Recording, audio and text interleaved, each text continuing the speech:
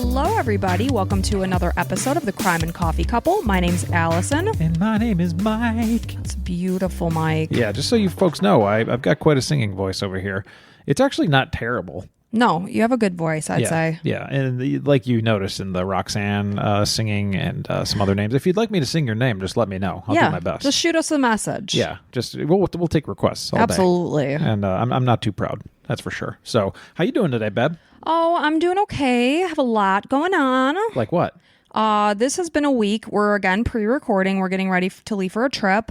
We had my birthday this week, our anniversary. Oh, yeah, I forgot about that. I only treat it like one day, and then as soon as it's here, we celebrate, and then it's gone, just like that. My coworkers were like, do you kind of like get the month? I was like, no, I get 24 hours. No, really only 12, 15, the hours that we're awake, and then it's done. Yeah. Chivalry is gone. Politeness has left. No. Chivalry and politeness is always here. You just take it for granted. That's all.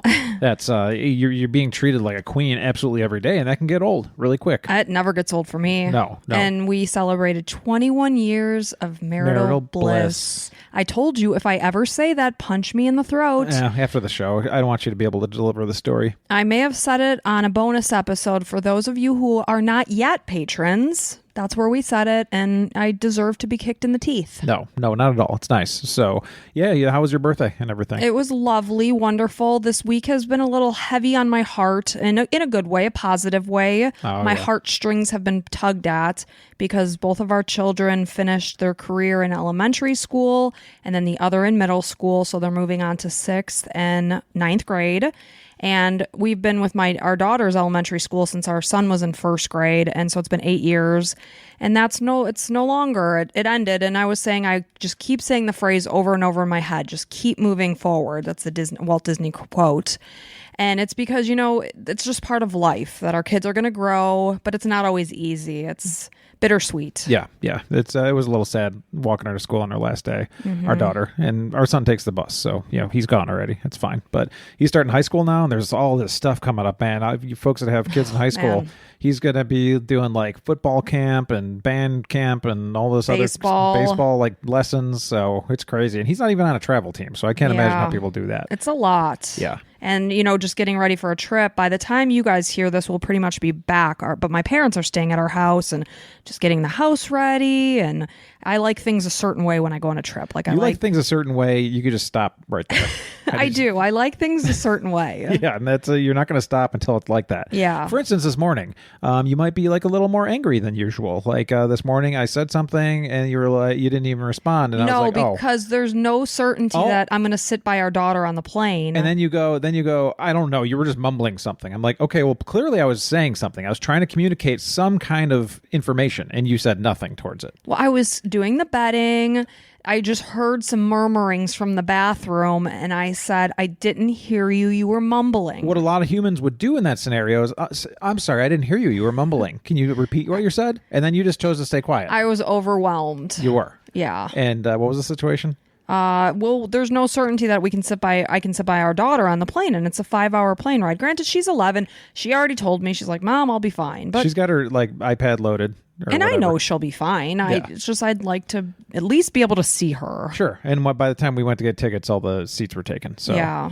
We'll see. But whatever. People switch seats. Whatevs. Yeah. So other than that, it's been a whole hell of a lot happening. But here we are, and we're happy to be here, and we're happy that you're here with us. Absolutely. And are we ready to get started? Real quick, if you're listening and you like what you hear, please leave us a review on whatever platform you're listening to. We would appreciate it. And make sure to subscribe. Hit that little plus button or whatever so that you can be notified whenever we come out with a new episode, which is every Sunday around 9 a.m. Eastern. You like us enough to subscribe. Yeah. Anytime I generally like a podcast, I do subscribe because then it holds your place in the episode. It marks that you've listened to it. Ooh, makes it much easier. It does. So much easier. It really does. I listen on Apple Podcasts. So go ahead. Take a second. Go ahead. Just plus right there. And we just wanted to say again that we appreciate each and every one of you for being here. So thank you. And I think we're ready to jump right in here. I know I'm ready. I'm ready. I got the hard job of sitting here and listening to your beautiful voice. Yeah. So this is a disappearance of Natalee Holloway. Oh, I've heard of Natalee Holloway. So this is a very well-known case. Very, very well-known. And this was a listener suggestion from Gabby. And she did write and say that because this is a well-known case, she wasn't sure if we would cover it because we do tend to shy away from... I'm the true crime podcast listener. And if I've heard it time and time again on podcasts, I don't want to touch it. But I'm thinking back to all the platform or all the different podcasts I listen to, and I really haven't heard this one covered.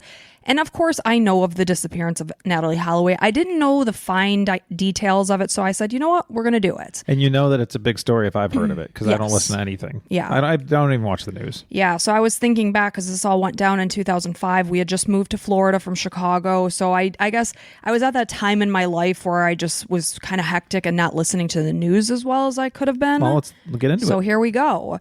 So in May of 2005, Natalee Holloway was a straight-A student at Alabama's Mountain Brook High School. She was excited to be going on her senior trip to Aruba. Natalee had her sights set on becoming a doctor, and in the fall, she planned to attend the University of Alabama on a full scholarship. Wow, that's pretty awesome. Is amazing. Absolutely. Anybody in Alabama loves University of Alabama. Okay. And it's probably a tough school to get into. I would imagine, but she was very smart. So Natalee was born on October 21st, 1986 in Memphis, Tennessee, and not long after, her brother Matt was born. In 1993, when she was 6 years old, her parents divorced.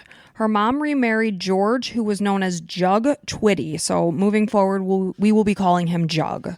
So Jug Twitty, they got married in 2000. They moved to Alabama at that point. At the time, Natalee was starting junior high. She easily made new friends. She was very charismatic, bubbly, outgoing. So she's got everything going for her, Yes, basically. very well-rounded girl. So again, she was friendly and outgoing and easily attracted friends. Natalee was a member of student government and a counselor at a peer group called the Natural Helpers. Her mom said that when her daughter set a goal, she accomplished it. Wow. So initially, Natalee's dad, Dave Holloway, was not on board with her going on the trip, telling her flat out, if I have anything to do with it, you're not going. But of course, Natalee was a persistent teenager, and she didn't give up, and eventually her dad got on board. Both Dave and Beth agreed that their daughter was exceptionally responsible and hardworking, and she deserved to have fun with her friends before they went their separate ways. And it's good for your kids to experience things away from you and, learning on their own too. Mm-hmm. So I know, obviously this is probably not going to end very well, but it's not. Unfortunately, sometimes you got to let your kids out. It's true. And, we are parents and I can totally relate to this. It's like a fine line. You want your kids to experience life and have fun. You also want them to be safe. You're in Alabama. You're sending your daughter to a country you don't know. It's scary. So, they said yes and she was going. So Beth Twitty, Natalee's mom, felt comfortable since Mountain Brook students had gone to Aruba the 2 previous years. Her own stepson had gone in 2003. Beth felt good about the trip, but worried about a night spot in the area called Carlos and Charlie's. I've been to Carlos and Charlie's in Cancun. Okay, I have not. So in 2003, when her stepson went on the trip, he went to Carlos and Charlie's. Everybody who goes to Aruba that's young goes to Carlos and Charlie's. Yeah, it was huge back then. Yeah, it's since closed, but apparently when her stepson was there were locals who tried to coax some young females into leaving with them. The situation just didn't sit well with anybody. So it made her mom feel uneasy. So on Thursday, May 26, 2005, we've just passed the anniversary at the time that we're recording. It's May 27th. So it's since been the anniversary. Beth dropped Natalee off at a friend's house at 4 a.m. She was going to carpool to the airport with her friend. Beth promised her daughter that she would pick her up at the airport the following Monday night, which was May 30th. As Natalee entered the house and the door closed behind her, Beth could have never imagined that it would have been the last time that she would ever see her daughter. The group, which consisted of 124 students and 7 adult chaperones, arrived in Aruba and checked into the Holiday Inn near the northern end of the island. The typical agenda while they were there was basically to stay out on the beach all day long, come in, take a nap, and then shower to get ready to go to dinner and then whatever night spots. I will tell you, and I may mention it again in here, that the drinking age in Aruba is 18. Most of these students were 18 years old and could legally drink. And when you're going to places like like Carlos and Charlie's. It's basically they're trying to get you as drunk as possible. Mm-hmm. Like you got people on the tables shooting like shots into your mouth, and just they want everybody to get absolutely hammered. Yeah. So they would get ready for the evening, go to dinner, and then hit one of the local bars after. On the last night of the trip, which was May 29th, Natalee and some of her friends headed down to the Excelsior Casino, which was inside their hotel, the Holiday Inn. They began talking with a 17-year-old named Joran Vandersloot, he was born in the Netherlands in 1987. So he's 17. He's telling the group that he's 19. So when he was 3 years old, his family moved to Aruba. So he basically was raised on this island. So he knew it very well. So again, Joran told the group that he was 19, probably just to seem cool and fit in because they're 18. He wants to be older. You could say whatever you want. You're never going to see these people again. Exactly. You can be whoever you want to be. So Natalee's friend Lorraine Watson remembers being introduced to him, and she described him as an average high school looking guy. She noticed how tall he was. He's about 6'4". Lorraine saw him near the blackjack table. She didn't recall if he was talking with Natalee at that point. I will tell you the surveillance video that I saw, Natalee was sitting in a chair and Joran was probably 2 to 3 people away. So they were not interacting in the video that I saw. So Joran claims that he didn't really take notice of Natalee during this time. He was mainly talking with a girl named Kathleen who he was sitting closer to.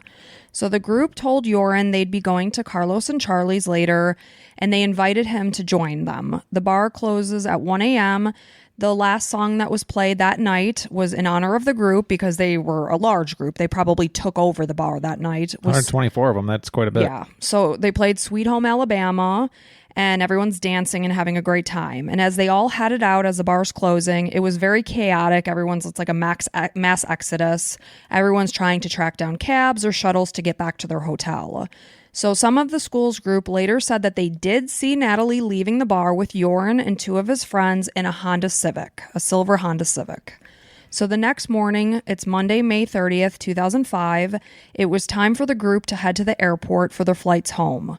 Claire Fairman had been friends with Natalee since junior high. That was the time that Natalee actually moved to Alabama. They were basically like best friends. And she remembers getting ready to board her flight. Her friend grabbed her and told her that no one had seen Natalee at the airport. They speculated that she had overslept. At the time, they weren't worried. They only feared that Natalee's mom would be upset with her daughter for missing her flight. So it wasn't like, oh my gosh, what happened to Natalee? It was like, oh shoot, her mom's going to be mad. Interesting. So I will tell you that in one article that I read, they mentioned that the Holiday Inn was not very pleased with this group. They were very loud. There was a lot of drinking. There was a lot of room switching. So I'm guessing that that is the reason why nobody knew that Natalee wasn't there, because they were often hopping rooms and sleeping in different places. Well, they all knew each other and, having a few drinks in one room, going to another and passing out in one room, whatever. Because as, now a 44-year-old woman, since I just celebrated my birthday. Let's be honest, you've always been 44. I truly have. But I was thinking in my head, if you woke up in your room and Natalee wasn't there, how would you not have gotten notified before you went to the airport? But again, it's likely they just assumed she was in another room. So meanwhile, Beth spent the weekend. She was at the beach in Hot Springs, Arkansas. She was relaxing with 2 other moms that had kids on the trip. And that Monday, the 30th, they all headed back home. They were getting ready to get back in gear to reality, the responsibles that came with raising a teenager. A little after 11 a.m., Beth got a phone call from Jody Bierman, who was one of the 7 adult chaperones that had gone on the trip. I was just thinking how sucky it would be to be one of the chaperones responsible for this group and know that one of them's not coming home. But, I'm sorry, 7 chaperones for, what did I say, 124 kids? Yeah. The ratio is not there. These kids are 18-year-olds. So the expectation was that they were not going to be babysats. Right, of course. But at the same time, you don't want any of them to be in danger at all. Of course I'm not. sure every single chaperone feels a little bad, probably terrible. They wishes they could have been there for her. But in the meantime, they're trying to wrangle 124 kids. It's just not possible.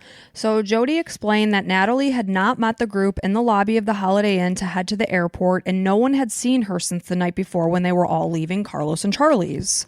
So Beth immediately, it wasn't like she probably overslept type of situation. She immediately feared the worst, knowing that something terrible must have happened to her daughter. She, right off the bat, believed that she had either been murdered or that she had been kidnapped. It was basically two choices. Yeah, because she knew about what happened when her son was there prior and knew that there are people trying to lure people out. And Natalee seemed like the perfect kind of girl to lure out. And I will tell you, she was a beautiful girl. Yeah. You know, not that that looks matter to me, but it's a concern because she was a blonde, gorgeous. She's a target. Yeah, a target. So I'll tell you that Beth was driving back to Alabama from Arkansas when she got the call. At this point in time, she's basically driving 110 miles per hour down the interstate, just trying to get home as quickly as she could.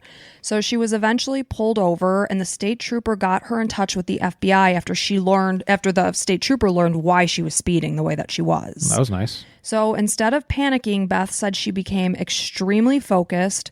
She immediately called 911 and told the dispatcher that her daughter had been kidnapped in Aruba. She called her husband, Natalee's stepfather, Jug, and by the time she reached Birmingham, a family friend had arranged for a private jet to take her and a group to Aruba. Oh, that's awesome. I mean, amazing. So by 5 p.m., Beth and Jug was a general manager of a Birmingham metals industry facility, and then two of his longtime friends, they were on the private jet, and they landed at Aruba's airport at around 10 p.m. So Beth felt that Natalee was a typical teenager. According to her, it was her belief that her daughter wasn't a big drinker. She really never had a boyfriend. She was emphatic that she had never had sex. She indicated that Aruba would have been an environment that her daughter had little experience with. And despite Natalee's intelligence and book smart, she could be considered naive, perhaps lacking street smarts, you could say. So, well, especially in a different country. Like how much street smarts do you have somewhere where people are not in your country? And totally oftentimes you're just living in your bubble on a day-to-day basis. Yeah. Whereas you're going to a different country, there's different laws, there's different people. It's just different. So Natalee's friend Lorraine remembers feeling horrified as their plane was taking off to home, knowing that Natalee was not on board where she should have been. I can't imagine. That would have been a very scary feeling. Like you're literally taking off into the air thinking, my friend is not here. You're like looking down like she's there somewhere. She's there somewhere. So meanwhile, Dave Holloway got the horrific news himself of his daughter's disappearance. He also headed towards Aruba. As the whole group arrived, they made their way to the island's northwest corner where the many resorts are sprawled along the beach. Aruba's main business is tourism. At least 72% of visitors are from America. These could be old stats. It's probably more than that. It's very developed with a lot of familiar places such as McDonald's, Pizza Hut, Taco Bell, and Hooters. Typical establishments that us Americans are used to seeing. Basically America in God the Caribbean. forbid we go to another country and try different food. I want an Olive Garden. I want a Hooters salad Where's or wings. Chili's? Give me my Chili's 2-for-1 beers. Yeah, you got Miller Lite? I'm going to go ahead and take 2 Miller Lights and a chili and give me a bowl of chili. Yeah. So the family started their search at the Holiday Inn. Obviously, that's where Natalee was staying. They met with a teacher and a senior trip escort named Paul Lilly, who waited with the only American official that he could find. This was a Drug Enforcement Administration agent. They had absolutely no news of Natalee's whereabouts, and evidence indicated that she had not returned to the hotel the night that she went missing. In the room that she was predominantly assigned to, her luggage and passport sat waiting in her room untouched, where she had packed it and left it the night before when they had gone out. Beth took a hotel employee aside, and she, of course, is getting information about what happened the night that Natalee went missing. So they're describing urine to this hotel employee, and the employee knew exactly who Beth was talking about and said, makes sense. He's 6'4", blonde, white guy. Not a lot of those types in Aruba, probably. So she said that he tends to prey on young females. They knew him. Ah, interesting. Yes, very much so. Like his characteristics and what he likes. Yeah, and he frequented these types of hotels. Oh, right, because he's been there before. Yeah, these are casinos. He liked to gamble. He was often there. So from there, they headed to Carlos and Charlie's and began asking questions. After showing the staff a picture of Natalee, no one recognized her, which is not surprising to me because the place was swarming with kids her same age. Yeah. So the family was joined by a man named Charles Crows, who was a wealthy Aruban who owned a cell phone rental company. He told the family that Natalee had made a phone call to an American number the night that she'd gone missing. It just turned out to be an accidental call. The group split up. One group headed to the beach. They showed anyone they passed Natalee's photo. Have you seen this girl type of situation. Beth and Jug, meanwhile, went to the casino. They met up with the manager who offered to show them surveillance video. Beth memorized the image of Joran in the footage. Short hair, a pimply face. None of the pictures that I saw did he have a pimply face. He was actually a really good-looking kid. So Crows drove north to the lighthouse where many teenagers tend to gather. They knew Joran when they came across other people that were there, and they offered to take them to Joran's house. Oh, good. Because, it's not a big island. People know each other. Yeah. So when Joran and his friend, 21-year-old Deepak Kalpo, came back to the house, Joran initially, of course, they're meeting up. The group is there. They're meeting up and they're having questions asked to them. And Joran is initially denying any knowledge of Natalee and insisting he did not know who she was until they told him that an eyewitness saw you guys getting in the car together. You can't deny this. There's no getting out of this. Good. So the family was told by the Aruban police that Natalee could not be considered to be a missing person until she was gone for 48 hours. So at this point, they might be at the spot where they're talking to Joran, kind of mediating. They are not involved at this point because according to them, this happens a lot. People go out, they start drinking, start using drugs. As they come off the drugs, they end their partying and decide they're going to go home. Right, and the resources are used for something where they've never been lost. Yeah. So when Joran finally started talking, he said that he had met Natalee at the Holiday Inn's casino Sunday afternoon, and in the early evening, the group had asked him to join them, like I'd said, at Carlos and Charlie's. He declined. He said, no, that place is dead on a Sunday. I'm not going to go. So a little bit before 11 p.m., he headed home with his father, who had picked him up at the local McDonald's. Joran said that once he got home, he had second thoughts. He called his friend Deepak, who drove over with his younger brother, 18-year-old Satish, to get him. Joran said they snuck out of the house that night because his dad, didn't want him to go. And they went over to Carlos and Charlie's. And according to him, when he walked in, Natalee quickly saw him, and she came on to me huge, is what he's saying, dancing suggestively like a slut. Whoa, yeah, he said that? Friggin' a-hole. And Beth, Natalee's mom, is at the house where he's saying some very raunchy things. It's interesting because very disrespectful, truly. Well, I mean, it's saying he's allowed to say whatever he wants, I guess, but also you got to wonder why he's being so dismissive of her and like calling her such things. So you're automatically thinking, is he trying to make her out to be somebody? You're automatically a target for me if I'm the parent. So a lot of the things he's saying, Beth Twitty is saying, this does not sound like my daughter. Now, come on, now we all know that we might put up a front of what we want our parents to perceive us to be. She's with her peers and her classmates and they're all drinking, and so she might come across to her mom as like a goody two shoes. A goody two shoes, yeah. And you have a few shots of tequila and all of a sudden, everything goes crazy. So he's saying that he did a belly shot off of Natalee at the bar. He said that Natalee eventually asked him to take her home, so they left. They got into Deepak's silver Honda. Deepak and his brother Satish were sitting in the front. Natalee and Joran were in the back. According to Joran, Natalee was very drunk and claimed that he and Natalee engaged in sexual activity in the car in the back seat. He said they took her to the front door of the Holiday Inn around 2 a.m. and when she got out of the car, she stumbled and hit her head. Joran said that 2 security guards were there. They saw this happen. They helped her up, and those were the 2 men that he last saw with Natalee. So he's basically passing the baton to these 2 security guards that witnessed this fall, and that's the last time I saw her. Okay. So that's what Joran is saying. Let's talk to these security guards.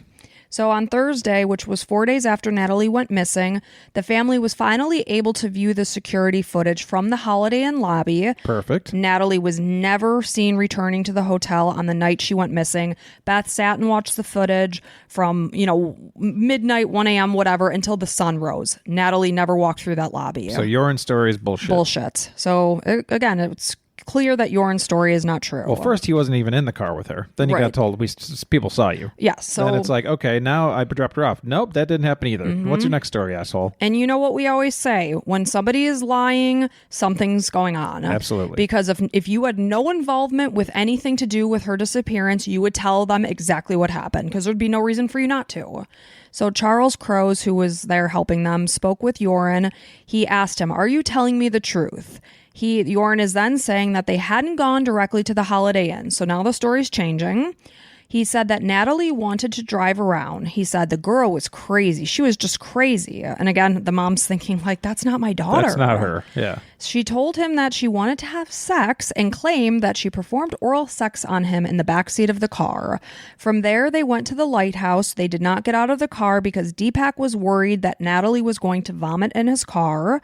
Lighthouse security indicated that no car drove up that night, again indicating this story is also a lie. Yoren, you got to start picking spots where there's no cameras, you stupid dumbass. So in a later interview with Fox's show On the Record, this happened March 1st, 2006, so we're edging on about close to a year at this point that Natalee is gone. It's such a long time. Yeah. Yoren speaks on the show with lawyer and news anchor Greta Van Susteren,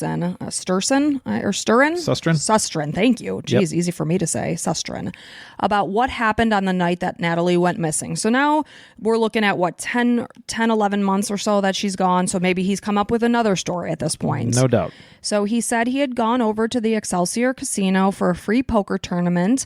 Afterwards, he sat to play blackjack. He hadn't even paid any attention to Natalee. When he got to Carlos and Charlie's, it was Natalee that pursued him. In this version of events, Yoren said that Natalee was drinking, but she was not drunk. This is totally different than what he said the first time around. Right. According to that story, she was very drunk, stumbling, etc. Yep, giving people belly shots off of her. Yes, and that may have happened, but she was not wasted by any means in this version. So he said that they left the bar. It was Yoren, Natalee, and Satish. It was 1 a.m. Deepak was already in the car waiting. The plan was for Deepak to drop Natalee and Yoren off at Yoren's house. He said that Natalee told him that she was from Alabama and she had planned to go to school to become a doctor. As they walked hand in hand towards the car, it was his assumption that they were going to have sex that night. He said that they had no conversation that was any sexual, and it was not sexual in nature. It was just assumed. So he indicated that they had their hands on each other's legs during the car ride. They began to kiss. When they arrived at Yoren's house, Natalee changed her mind and said that she wanted to go to the beach to see the sharks. Yoren said he laughed, told her that there were no sharks to see. They left his house. They never even got out of the car to go inside. As they drove, music played and Deepak and Satish sat in the front seat. Natalee and Yoren were in the back, and Yoren said that she came up with a strange story that her mom was Hitler's sister or Hitler's sister's daughter, and that she was sorry for him. And he's thinking, okay, she must think I'm from Germany. I'm not. So he said, no, I'm Dutch. And he said that he asked her if she was joking. She said she wasn't. She was serious.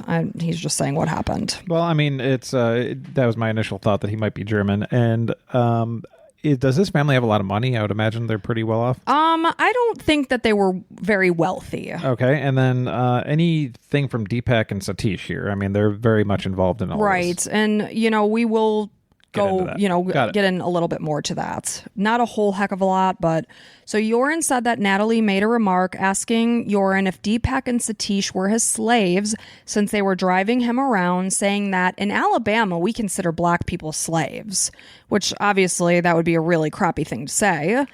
But there's a lot of people that say that. Yeah, I mean, I guess so. So, I mean, who knows what the real thing is? But so far, we believe Yoren has been a lying sack of shit up to this point. So take it for what you will. Sure. There you go.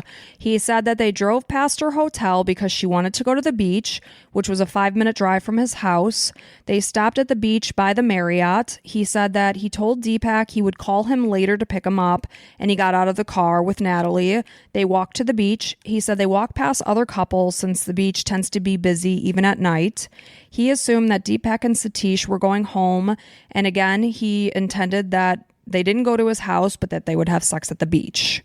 So he said he took his shoes off by the water and they started walking. And keep in mind that Natalie's a virgin as far as her mom. As far as her mom. As far as her mom knows. Because really, she never truly had a boyfriend. She was very focused on her studies. So he said they walked past other couples. Again, that's busy. Again, at this point, he has his shoes off. So they're walking in the opposite direction of her hotel. They're moving in the direction of the lighthouse. As they walked, they held hands. They would, occasionally stop. They would talk and kiss. They were having a good time.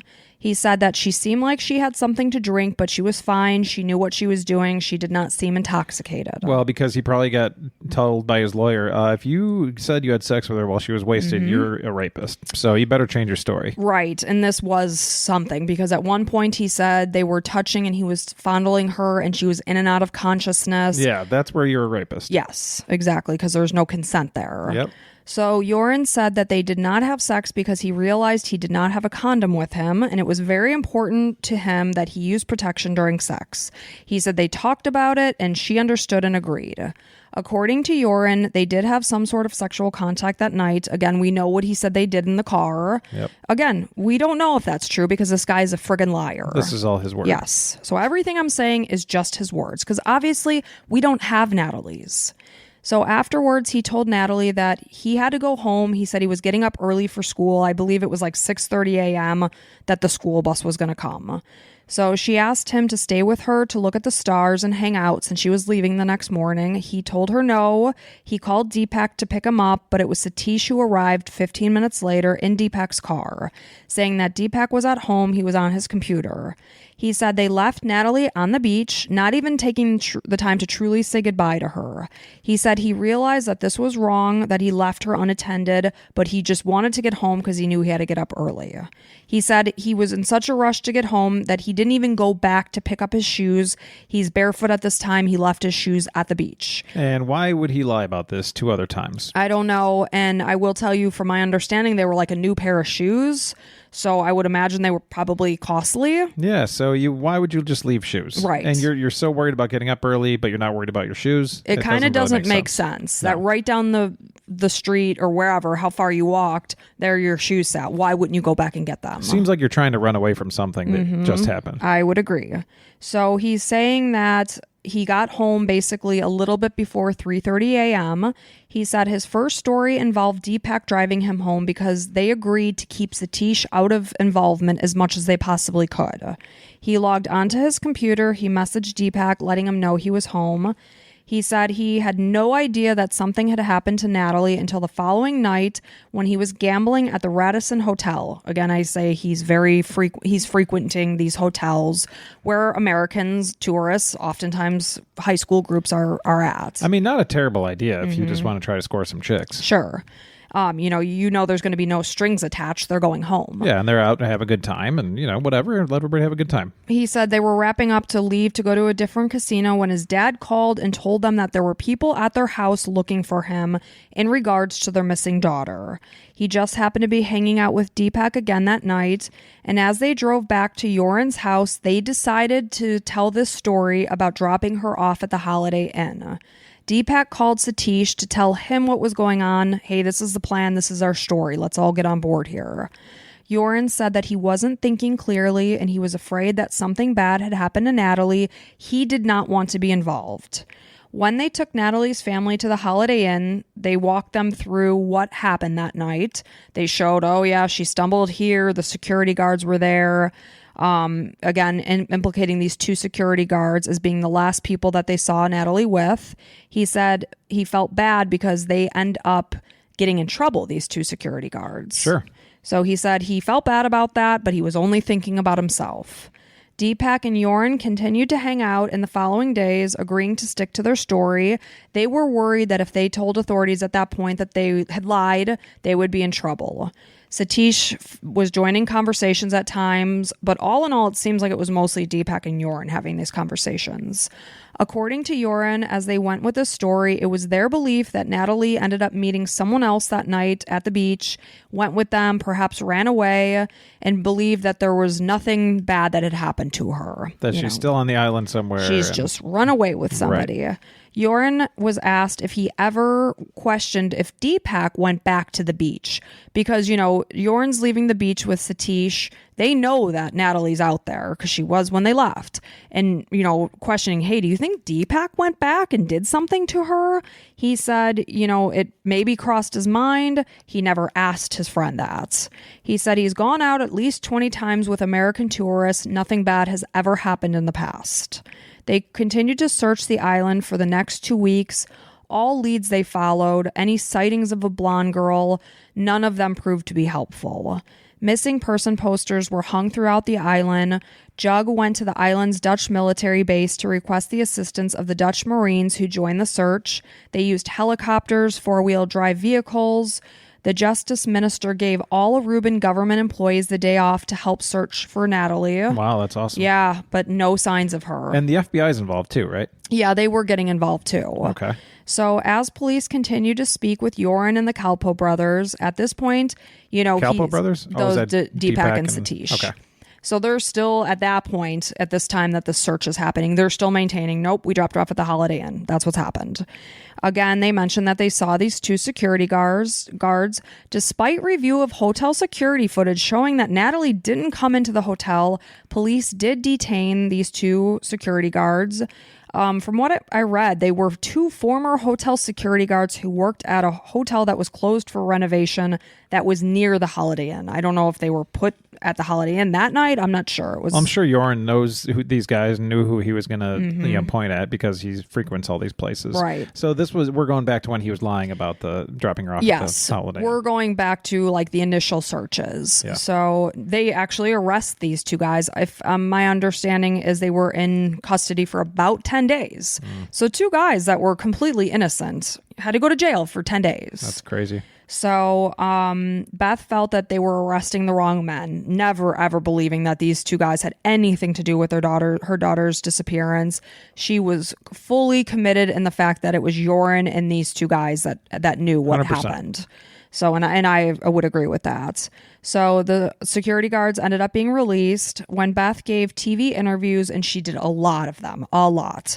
She expressed... Well, yeah, because the more you're on TV, the more people will talk about this. Right. The better chance you have of finding her. And of course, she's hoping that she's still alive somewhere. Of course. But I don't think that's the case. So this was a major, major story. I mean, every media outlet was down in Aruba. Again, it's the whole thing of the white girl missing. Yeah, you got everything going for you, that she's attractive and that she's white. And I mean going for you because that's what people get the most attracted to. It's just that, something for statistically, good or bad. And it's not her fault. No. So that's what it is. But again, her mom was very frequently speaking and giving TV interviews. So she felt in an interview that she expressed that, and then when I say she, Beth, felt that police were protecting the Vandersloots because they were a prominent family. So Joran's dad is Paulus, and apparently he was a minor official in the Aruban justice system or justice department. He was not yet a judge. Joran was a high school soccer star who planned to attend, oddly enough, this is in our area, St. Leo University. We actually just passed this university the other day. Yeah, that's 20 minutes from our house. Yeah, he was going to go to this university in the fall. And so she's suspecting that there's a potential cover-up happening, that they're protecting this family. 100%. This guy's involved in politics. He knows the right people to get the people off the trail of his son. Yeah. So meanwhile, Dave Holloway was also speaking with police. And despite being the last three people seen with Natalee, the three boys' statements were taken and, they're deeming that they're cleared. They didn't have anything to do with it. There's no evidence.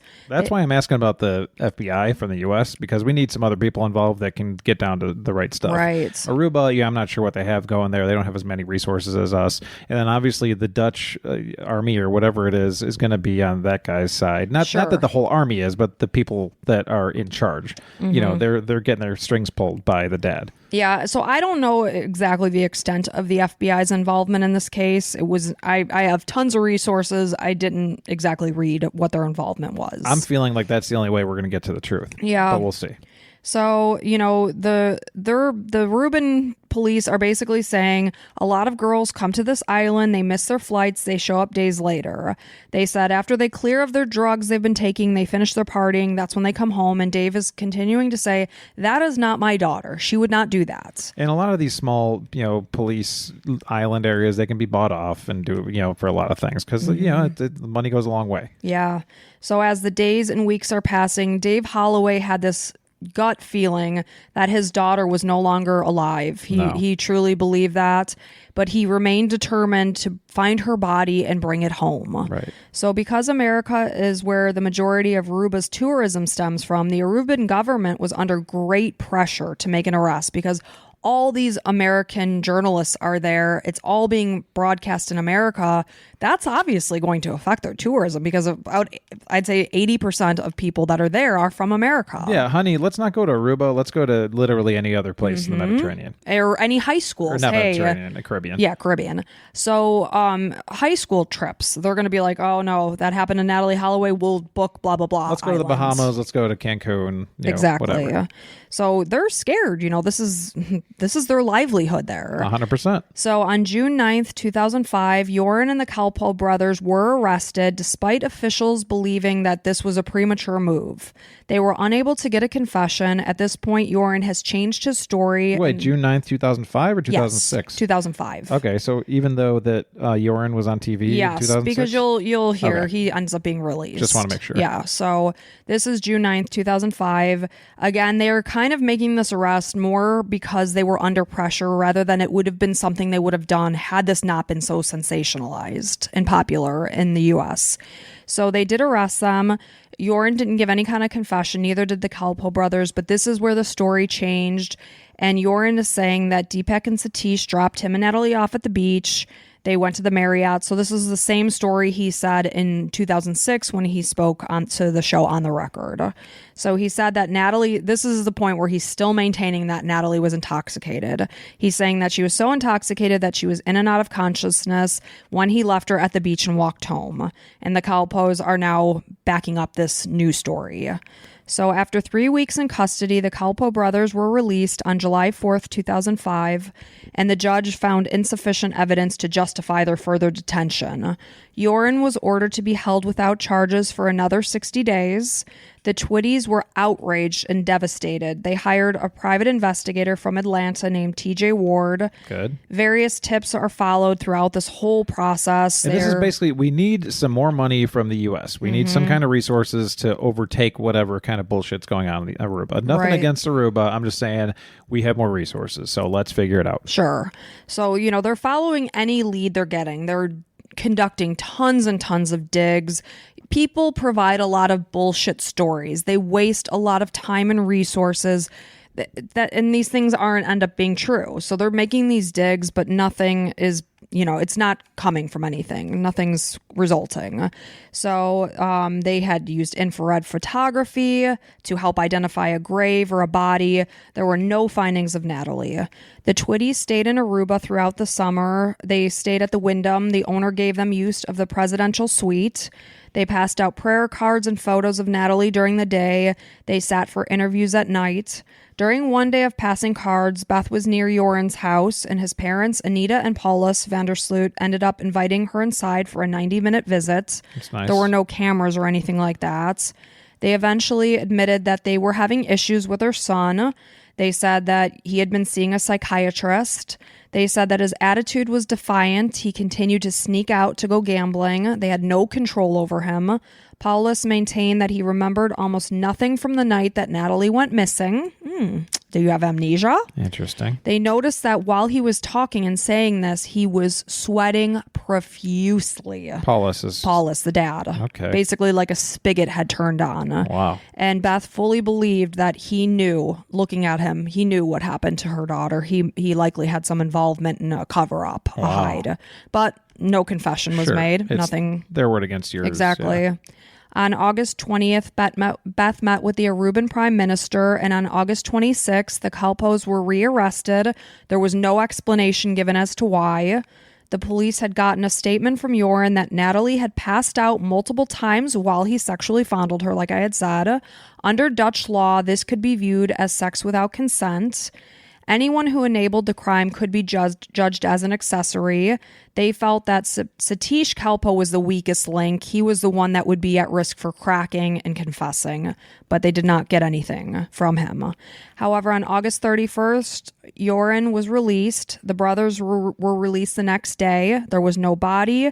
There was no evidence of murder. There was evidence of no crime. She was just missing. Right. They couldn't say that these guys, there wasn't blood in their car. There wasn't anything. Yeah, all you know is that they saw her last. Joran had been in jail for nearly 3 months. He never cracked. He never confessed. Meanwhile, the massive amount of media presence that supported the case suddenly came to a screeching halt because Hurricane Katrina hit the U.S. On August 29th, 2005. That's crazy, and that makes so much sense because I remember like it being the front of the news and then nothing. Yeah.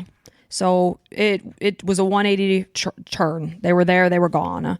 So Joran left with his father at this point to attend college in the Netherlands. The whole St. Leo University near Tampa, that was gone. Yeah, get United States out of your mind because then this is going to come back up. Yep. So the Twitties went back to Alabama until Beth returned to Aruba at around Halloween time.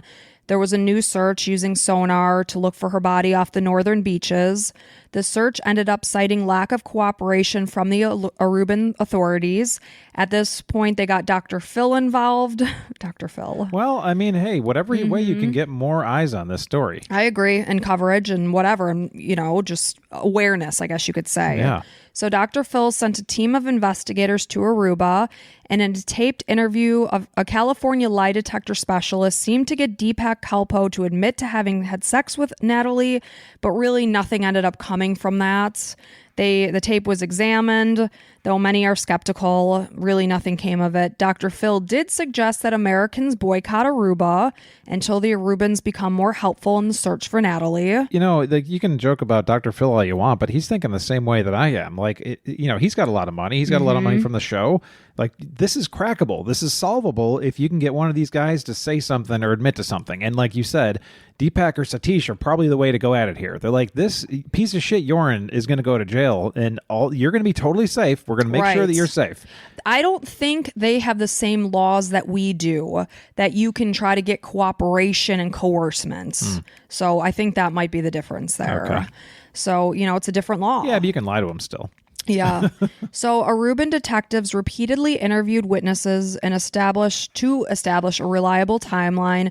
It's unclear of exactly when Joran got home. We know he said around 3:30, and how he got there. Was it Deepak? Was it Satish? He said it was Satish. Who knows? He said he walked while authorities feel it's unlikely. So the stories have changed so many times. The shoes Joran wore that night, they were never located. The police obviously find this suspicious. Were they disposed of because they had blood on them? Who knows? Right. You can't say. And then again, all you have is just the story. Yeah. Now they don't have them. So if they're found somewhere, then you can go on something, try to find some blood. But they never found them. There was also a break-in at a fisherman's hut north of the Marriott on the night that Natalee went missing. It's reported that a machete and perhaps a lobster trap were taken. Investigators wondered if the lobster trap could have been used to dispose of Natalee's body to weigh her down so that she didn't end up washing ashore. So police don't have a single witness that claims to have seen Joran in the early morning hours, because it was Sunday night. It's not a very hopping time. Right. Everybody's getting ready for work and school. So the FBI profiled Joran as someone who has never been corrected by his parents. His parents did admit to Beth that they have no control over this guy. So he runs that show in his family. Is he an only child? Yes. He's the boss of, I believe he is. They didn't really give a good background of what, so maybe he's not. Oh, they don't talk about the siblings at any point. So, no. Yeah. He's the boss of what happens in the household, the boss of the family, someone who is allowed to do anything he wants. It's their belief that he could have done something if Natalee refused to have sex with him. Natalee's body has never been located, nor has any physical evidence. None. So his own family thinks it's possible. His own family has never said a word. Oh. This is the FBI profile. Got it. Okay. Yeah. So all all we have are theories. It's possible that the mystery might never be solved. Did Natalee die on the beach near the Marriott after she refused to have sex with Joran? Did he strangle or drown her? Did she die from alcohol poisoning or another drug? But from the things that I read, I've seen her last picture ever taken, she looked very much in control in the picture. So in his final story, she was not drunk. Was she at Carlos and Charlie's in that picture? Oh, yeah. Okay. Mm-hmm. Yeah, she was there. And she looked very much in control. She didn't look sloppy or anything. And again, his story did change that she was within control. Who knows? Some speculate that Joran and Natalee could have gone offshore to a sandbar where currents shift west and drift away from the island. I guess a lot of people go out there to fool around. They go towards Panama. So if her body was left there, it would likely be gone forever. It's also said that 90% of people who do drown on that part of the island where they were, their bodies eventually float up to the banks of Venezuela. But who knows if this lobster trap was used. Yeah. They brought in Louis Schaefer, who is a self-made multimillionaire who has made his fortune in underwater exploration. He offered to help find Natalee free of charge. He planned to map the ocean floor off of Aruba using high-end equipment to basically just scan the entire bottom looking for Natalee's remains. On Christmas Eve, pictures showed what looked like a trap, almost exactly where they theorized it could have been had he disposed of her body in a trap. So then on December 29th, they brought out a boat. They used a remote-operated vehicle. They dropped it in the water to get a closer view of what they were guessing could have been a lobster trap with a skull. So they saw an image of what really did look like a skull. So now that they've got this location and suspicions that this could be something, the next day, which would have been the 30th of December, divers from Aruban police actually went down to where the trap was visualized. Nothing of, any worth was found within that spot. Was there a trap? They said yes, I believe, but they kind of brushed it off. It was nothing of use. Okay. At one point, Dave Holloway got a message from a man who called himself Marcos. He claimed that drug runners were paid to take Natalee's body and dump it at sea on the night that she disappeared. They agreed and took her remains to Nicaragua. They hid her remains on a remote strip of the Atlantic coast. Dave found this idea very far-fetched. The man said he wanted no reward. He said that he had done a lot of wrongs in his life and he wanted to do something right this time. They set up a meeting with a man named Tim Miller who was helping with the search. He headed to Nicaragua and Marcos showed up for the meeting. The plan was that Marcos was going to take this GPS receiver to this location where he said that her remains could be found. He was going to leave it there and the local officials would follow this location and begin their dig. So the plans changed. Marcos said that he had the body. He would actually bring it to them. And he said that her body was wrapped in a blanket. It had fallen apart. He said they placed her in 2 ice chests. Tim Muller believed what he was being told, but he did not contact Dave Holloway with this information, wanting to see where does this lead. I'm not going to get her dad thinking that this is something. Yeah. So at this point, Marcos absolutely fell off the grid and it ended up being a cruel hoax. So crap like this happens. Yeah. Which is mind-boggling to me. How can a person be so sick and twisted? You would wake up one day and be like, you know what? I'm going to make the family believe we know something. Yeah. Like, you're sick. Right. So another time there was a hidden camera sting in the Netherlands.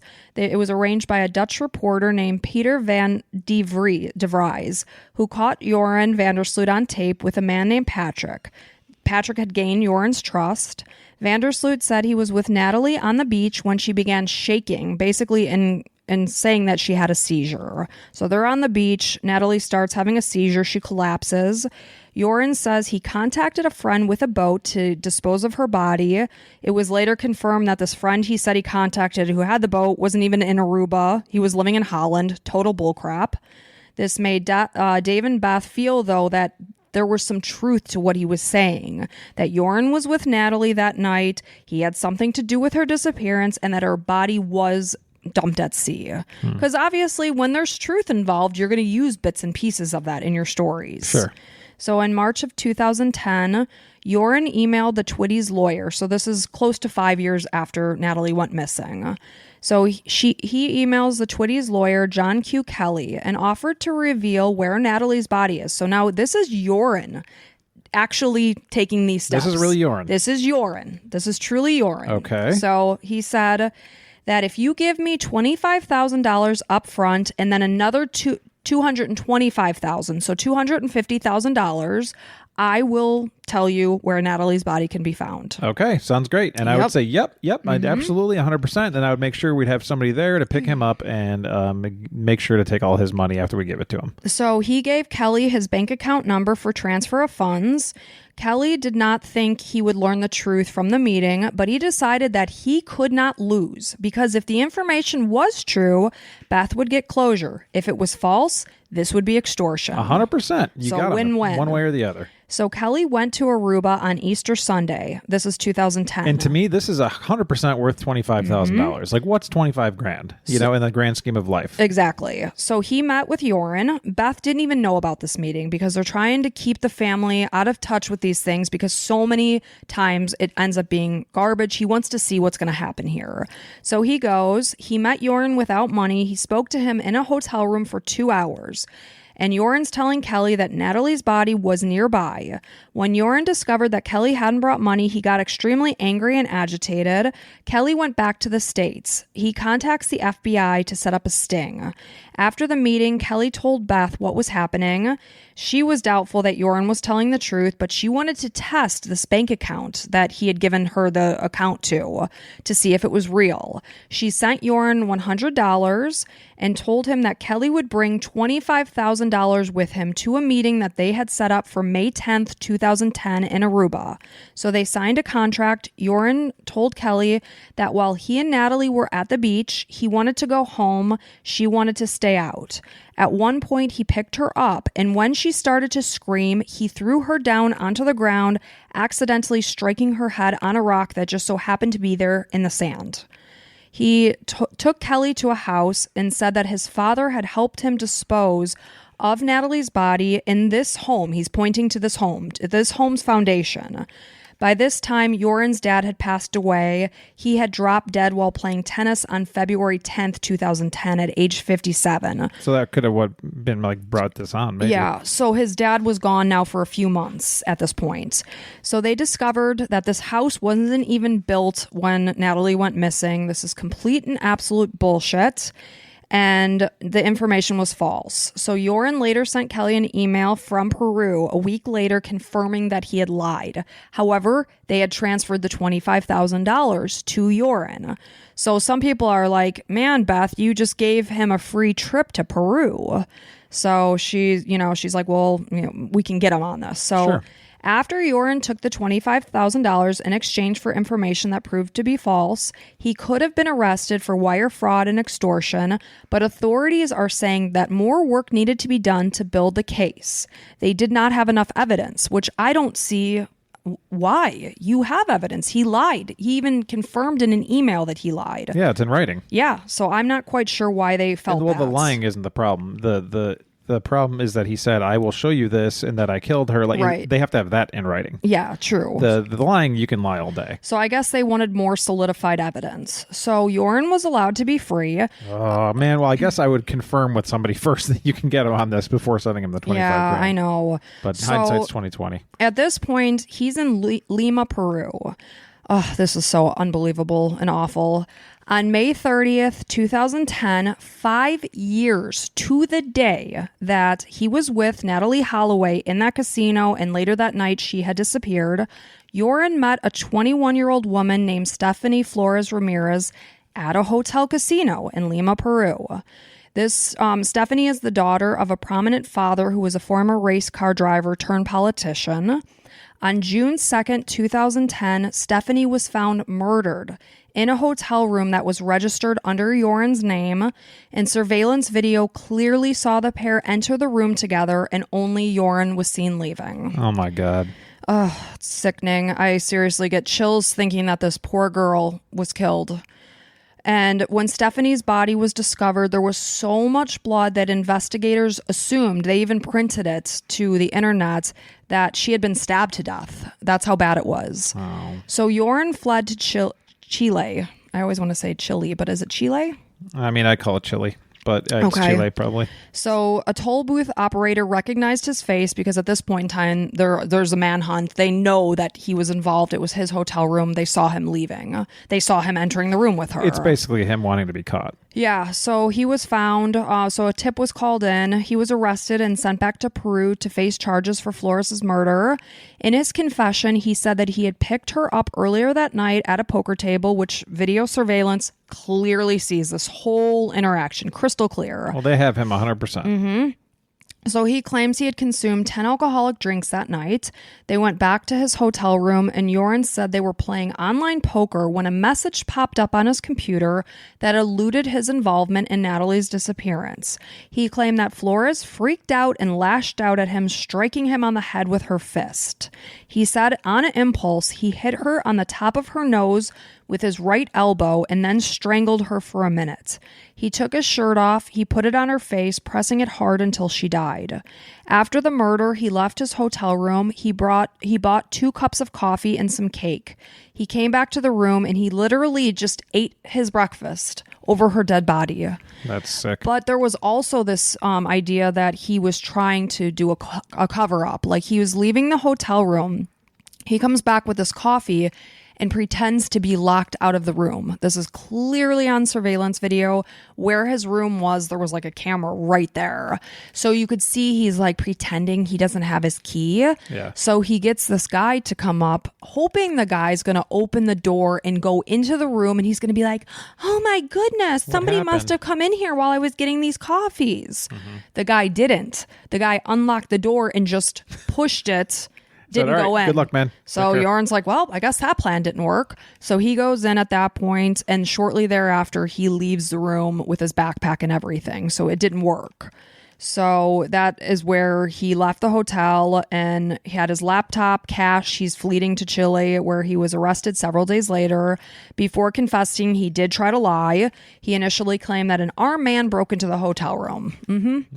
So on June 27th, 2010, Joran was also indicted in the U.S. for wire fraud and extortion. Oh, you finally got enough, even though that had nothing to do with Natalee. That had nothing to do with Natalee's family at all. No. So why couldn't you have gotten them on this before? God, and I had so much faith in the FBI, and they fucked it. A girl literally got killed by his hands. But now you have enough evidence. And now all of a sudden you have the evidence to extradite him. So whoever was in charge of that at that point should be fired. I know. It's so sad. So he will eventually be extradited to the U.S. But on January 11th, 2012, Joran pleaded guilty to Stephanie's murder. Well, you can't get... you can't get him on Natalee's murder, so I mean... No, this has nothing to do with Natalee's murder. He was never charged with anything. Right, but the extradition to the U.S. won't do anything. He got him on Stephanie's murder. Yes, so this is all on Stephanie's murder. So on January 13th, 2012, he was sentenced to 28 years in prison, which is 2 years shy of the 30-year maximum that is in Peru. He was ordered to pay $74,500 to Flores' family. Where's this guy getting $74,500? I don't know. Do you have that in your bank account, Mike? Yes, not yours. Okay, well, you should put it in mine. No. I don't have that money. He doesn't have that money. I'm kidding, by the way. I don't have $74,000 in my bank account. Mike doesn't. So, it's just bullshit there. But he admitted to robbery in addition to murder, stealing more than $300 of Stephanie's money as well as credit cards. They said he stole her van.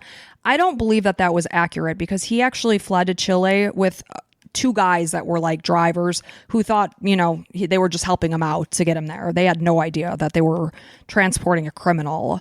So on January 12th, 2012, an Alabama court declared Natalee dead, which was 6.5 years after she disappeared. They did this because it allowed her family to obtain her death certificate and just move forward in any financial things that needed to be tied up, because until that happens, they're still presumed alive. Sure. So then Joran was sentenced to another 18 years in prison in Peru for drug smuggling. He'll be in prison until 2045 because prison terms in Peru cannot exceed, now it's saying 35 years. So in 2045, he will be released from the prison in Peru. On July 4th, 2014, Joran married his pregnant girlfriend, Lady Figueroa. So apparently she was at the jail visiting some family member and met Joran. And apparently they're allowed to like go into each other's cell. Like she could go into a cell or something is what I read. Well, it had, the pregnancy had happened somehow. He was able to get her pregnant. It wasn't magic. So the two exchanged vows inside the maximum security prison. His daughter was born on September 28th, 2014. I would be proud of my daughter if she got impregnated by a prisoner. That we know killed a woman. Yeah. Way to go, an lady. innocent woman. Good job, lady. An article from May 17th, 2023, so this is just, 10 days ago, indicates that Joran asked his wife for a divorce about a year ago so that he could pursue another relationship. He's really racking up the chicks in prison. Well, that was nice of him. At least he asked for the divorce before he pursued. Yeah, and apparently he was transferred to another prison that is just hell on earth. He needs both of his Achilles tendons cut immediately, and he needs some bad things to happen to him at prison. I know. In summer of 2017, Oxygen Network aired a 6-part series called The Disappearance of Natalee Holloway. It followed Dave Holloway around as he tried to solve the mystery of what happened to his daughter. The show resulted in a $35 million lawsuit by Beth against Oxygen and the producers of the show. Nice. After she had been asked for her DNA sample. She happily gave it. She's thinking she's going to help the case. She was told they had found human remains that could potentially belong to Natalee, having no idea that this even had anything to do with the Oxygen series. So she's sending off her DNA, she's doing her swabbing her cheek, and then she sued them in fraud. Findings ended up being from a pig's skull. Oh my God. So I don't know what's... They were just trying to make some money. That's pretty I don't even know what they were doing. I don't know. Okay. When Joran's prison sentence is up in Peru, he will not be released. He will be transferred to the United States custody and extradited to face charges for wire fraud and extortion. This has nothing to do with Natalee's murder. This has to do with the fact that he extorted this $25,000. So he has never faced charges for Natalee's disappearance. Natalee's parents still hold out hope that they will find their daughter, that they feel confident that even if they don't, they know they've done everything they can to find her. They really have. Beth knows that Natalee is with God, that he cared for her through whatever ordeal she dealt with the night that she disappeared. So they don't have their daughter. They've never found her. They've never found evidence. Nothing. Well, being that he was a local to Aruba, he'd have to know like how the sea goes and like where, especially being involved in the drug smuggling. I don't even know where that came from. Any idea what kind of drugs he was smuggling? Big time drugs. I think it was cocaine, and it was a lot. So he probably knew about that whole Nicaragua, whatever that you mentioned earlier. Where the jet stream goes. Not jet stream. It's where the why am I drawing a blank on the word? The pull of the ocean or whatever. Yeah. The current. Where the currents would take her body. But again, this hut that was right nearby where they were at the Marriott Beach. Yeah, lobster trap. Had the lobster trap and the machete taken. Did he put her body in a lobster trap? Yeah. And you'd think that dude that was a billionaire would have found it. They did map it. But again... And maybe that was the trap. I don't know. You didn't say if that was a trap or not, but... I believe it was a trap. It was very vague. The one article that talked about they were going down with these divers. They were going to get a thumbs up or thumbs down. What it was just, it was nothing. Also, these were Aruban police. Like, they could have been paid off and been like, okay, yeah, no, it's nothing. I believe they probably brought it up with them. Yeah, I would hope so. But, man, that's too bad for Natalee's parents and Natalee, of course. Tragic. Absolutely tragic. No, anything with Deepak and his brother? Nope, they're Satish? out and free. That's like insane that they covered everything. I mean, you got to think they covered something up. You got to think they know. Maybe they didn't know, right? So again, I believe the story that they dropped him off at the beach with Natalee. I believe that happened. But they probably, I'm sure he told them that he killed her. I would think so. And based on the scene of the crime with Stephanie, where he basically took his elbow to her nose, there was so much blood, like I said. They thought it was a stabbing victim. I think if that story he told was true, where he took Natalee and threw her down on the beach and her head hit a rock, there had to have been blood. And there had to have been some truth to it, whether it was 100% truth or not. Do you really believe that's how she... No, not necessarily, no. Right. No, but I believe she died on the beach. I believe his shoes had to have had evidence on them. 100%. Hence the fact that they were never recovered. 100%. Could he have taken them off to walk and then they got washed out to sea? Possibly, but I think that, but again, there's no evidence. There's no blood that was found on the beach. Yeah. So did he do it close to the water and things were just washed away? And then he killed Stephanie Flores on the same day. That's too uncanny, correct? Right. He had to set that up. 5 years to the day at a casino. It was so eerie to see the surveillance video because you saw the surveillance video of him sitting near Natalee at the casino. 5 years to the day. Yeah. So is that like some sort of sick thing? Yeah, 100%. Something sexual and weird. Yeah. Just like all these assholes. It's just sick. I mean, this guy is a monster. Oh, please, God, have him be killed in prison, please. Well, apparently he did get stabbed at some point in prison because his wife had evidence. She took his shirt that he was wearing and, Well, if you're a guard, you're like, oh, yeah, no, that's not evidence. Right. He slept. He's fine. And now he's in a really bad prison. Good. Like terrible. Well, please send letters to other prisoners and be like, hey, by the way, the guy that you're like next to, he killed somebody and he didn't get anything for it. So please do something. So I don't know what kind of charges he'll face come 2045 when he is extradited back to the U.S., but I don't know what kind of prison time you get for that. I would feel that a judge would be extra hard on him, give him the maximum because of, kind of like knowing that he did kill Natalee. And what he did to Stephanie. Right. Yeah. It's just in Peru, you can't be in prison for more than 30, 35 years. Right.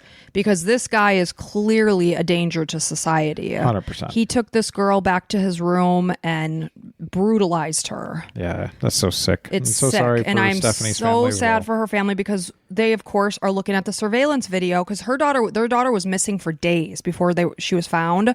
So now all of a sudden they're looking at the surveillance video. They're seeing who she's with. They type his name into Google and their hearts just drop because all of a sudden 1 million websites are popping up associated with Natalee Holloway. And there's so many ways we could have stopped him. Like Joran's dad obviously knew that he did something because how he was sweating buckets. His mom was not in the country in Aruba when Natalee went missing. Yeah. So it was just him and his dad that were home. I guarantee you his dad had some cover up to do. He used the story that his dad helped dispose of Natalee into the foundation. Granted, we know it wasn't that house, but was it a similar story? Sure. I guarantee you his dad had something to do with the cover up. Sick. Yeah. And you know that his dad's death had something to do with him getting money. Maybe he couldn't get any more money because his dad was dead. So he had to extort money. Right. That's where he was getting desperate because his dad had only just died a couple months before he sent that email to Beth trying to get $250,000. For the Twitty family. The Twitty family. Yeah. Mm-hmm.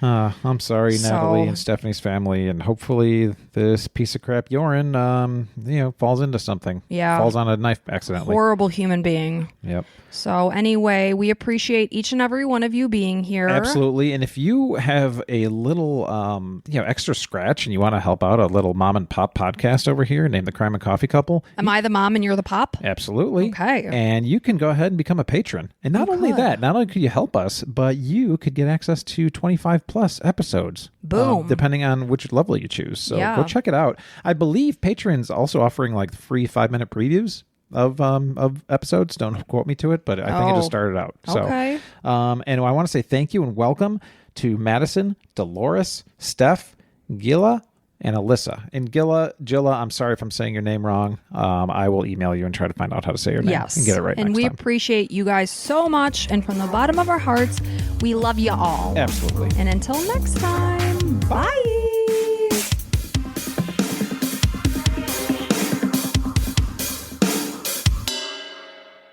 With the American Express Platinum Card, you can access over $3,500 in annual value with benefits and eligible purchases across travel, entertainment, and more. There's nothing like Platinum. Learn more at americanexpress.com/explore-platinum. Enrollment requirements, monthly and other limits and terms apply.